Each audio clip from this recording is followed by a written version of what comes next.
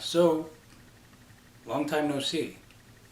For starters, it's good to be back, but I just couldn't go on without addressing the quality of the camera. Like, I know it looks like I'm on a Zoom call and I have a background, but truth be told, the camera being used is a model from 2012, which is why I nicknamed it Kate Upton. Okay, sorry, that was just mean. I take that back.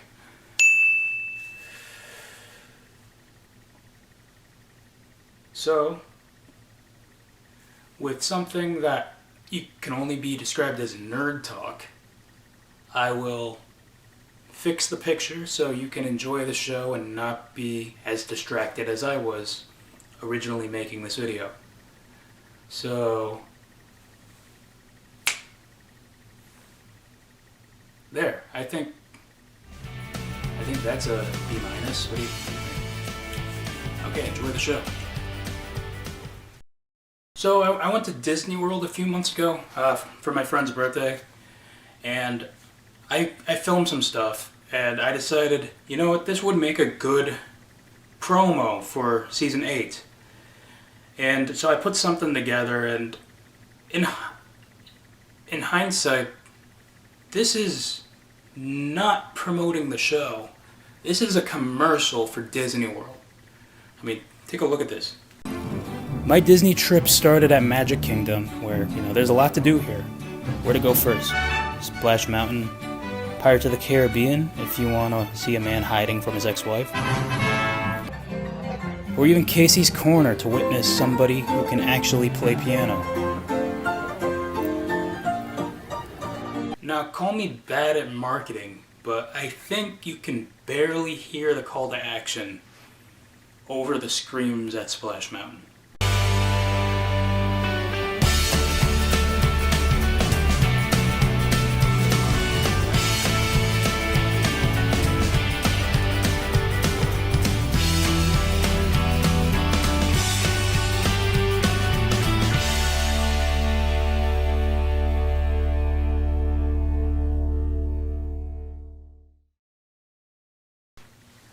Welcome to the show, everybody. I'm your host, Robert Rodriguez.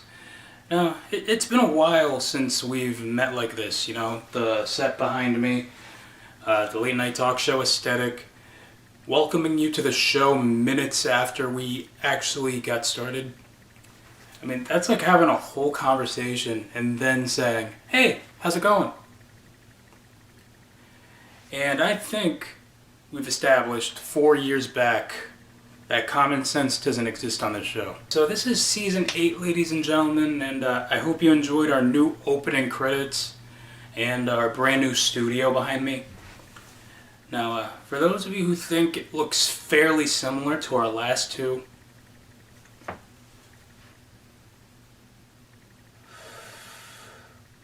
dang it. So yeah, my birthday was a month ago, and at 2 in the morning, I called Denny's. Because I'm a sad, sad man. Don't you forget it. And, I was calling about the free breakfast on your birthday, which I thought, and I'm sure a lot of you thought, was a thing. Well, it's a rewards thing, rewards, points, you need the app for 12 consecutive months. All of that for a free stack of pancakes. And my question is, where did we hear this? Was it from someone we had a conversation with years ago? Did someone say it on TV? Was someone just misremembering that they were brought out to eat and their friends covered it? Because, I don't think that breakfast was free. I mean, hearing things secondhand or hearing it from a friend of a friend. It's funny how we never actually fact check this stuff right away, and a lot of people just go with it. I mean, back in middle school, I was passing along the message that SpongeBob was ending in 2008. And obviously I was wrong, but who was going to tell me that anybody can edit retro junk in Wikipedia at 11 years old? Because it also told me Mr. Rogers was being replaced by the Reading Rainbow guy. And we all know how LeVar Burton feels about being a successor. I mean, we just witnessed him lose the opportunity at hosting Jeopardy. Shame. So yeah, another thing is don't listen to what people will tell you. If you're a fan of something, embrace it. Like, I've said this a lot on the show. I'm a Michael Jackson fan, and of course that comes with a lot of mean and opinionated people and a fandom. So, growing up, my parents were like, yeah, he's a weird kid, just let him have his thing. This is his thing, let him have it.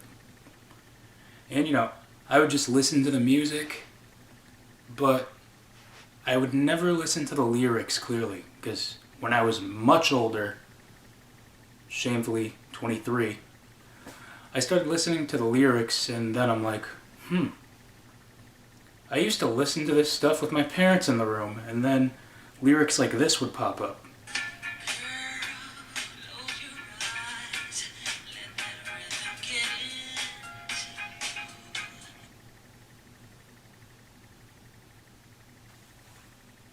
If that's not suggestive, I don't know what is. How about this? The Mandela effect really should be a phenomenon where people fall victim of misremembering references and quoting stuff wrong. Because maybe millions of children or read a book series called The Bernstein Bears. It's all about pronunciation, remember that. And then once they hear it pronounced Berenstain, you're like, why are you pronouncing it that way? It's Bernstein. What do you mean it's been pronounced Berenstain all along?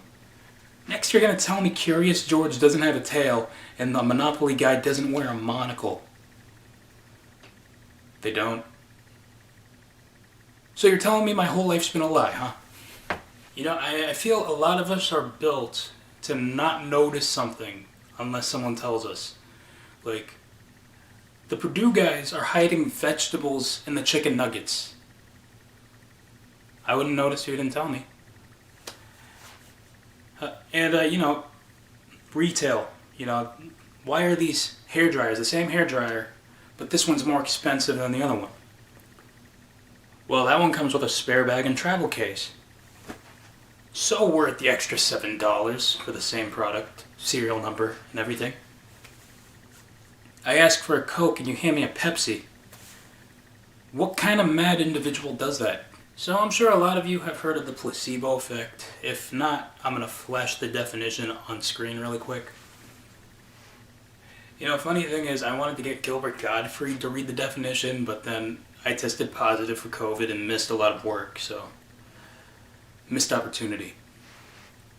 But yeah, basically you can give somebody a cough drop or a swig of Listerine or liquid courage.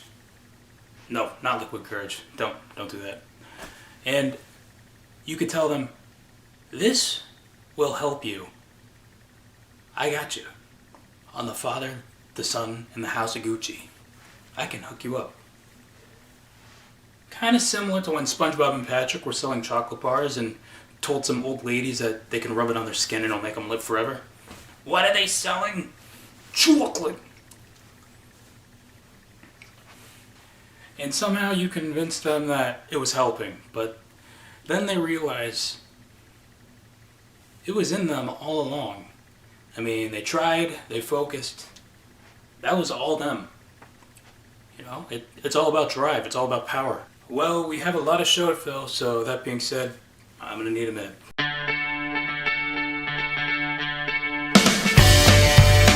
Well, we all have this intuition where we can just see something coming, I mean, I'm surprised that my friends didn't start answering the phone. What do you want? Yeah, normally it just goes straight to voicemail. So yeah, I'm gonna bring up the Disney trip again. So we were on a bus to Magic Kingdom, and I noticed the Disney Transportation, they have posters for movies and things going on Disney Plus, like on the bus, they're promoting it. And then I see a poster for a Christmas movie that was coming out over the holidays. And I don't know, I just took a look at the poster, and it's this girl who looks like she's in crisis mode inside a snow globe, and in big letters it says, Disney Channel original movie, Christmas Again. with a question mark and an exclamation point. Because branding. Now, I don't know why I did that, ladies and gentlemen. Now, I was sitting there like, you don't even have to show me a trailer. I know what this movie's about. It's Groundhog's Day with a 12-year-old. Either that, or they want to make a better Christmas Every Day movie.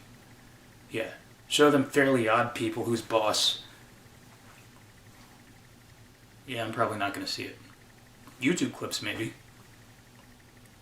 Support the artist, ladies and gentlemen. Support the artist. I mean, sometimes it's just easy to put two and two together. I mean, take theater, for example. If you put Junior in the title of a show, I'm just going to have the assumption that if before I buy my tickets to Grease Junior, Grease Lightning is a bicycle. I mean, if we use our imagination, this bike can be automatic, systematic, hydromatic. What do any of those words mean? I don't know, but it's Grease Lightning. I can just hear the enthusiasm. It's time for that weekly list known as the possibility list. It's kind of like driving into a parking spot to give the illusion that you can park in reverse.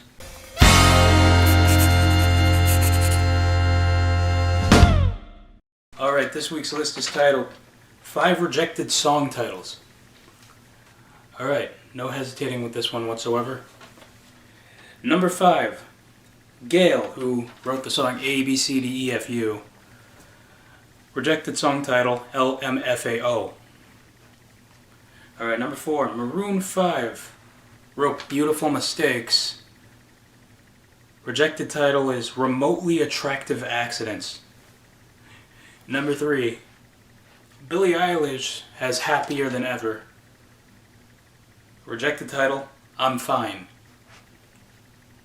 Number 2, Olivia Rodrigo has Good For You. Rejected song title, Bless Your Heart. And number 1, 5 rejected song titles, Justin Bieber has Peaches. Rejected song title, Apricots. Alright, and that is the possibility list for you this week. So, I wanted to talk about this. Back in November, my Instagram was hacked. Yeah. It was hacked by a Bitcoin investment scammer, and now it's stealing people's accounts using my face. Yeah, that's something that's nice to have on your conscience, isn't it, ladies and gentlemen? Like, a lot of people are losing their accounts, and the picture is just me like, yeah, very nice. But, I've learned to come to terms with it. I made a new account, which is right here, Rodriguez Replay Official. Why so many underscores? I mean, what is this, 2014, and somebody's Kick account that they haven't logged into in years? Alright, so what does that mean for past episodes on here that promote the Instagram? Well, for the next couple months I'll be going through every video that promotes the Instagram and blurring out the link.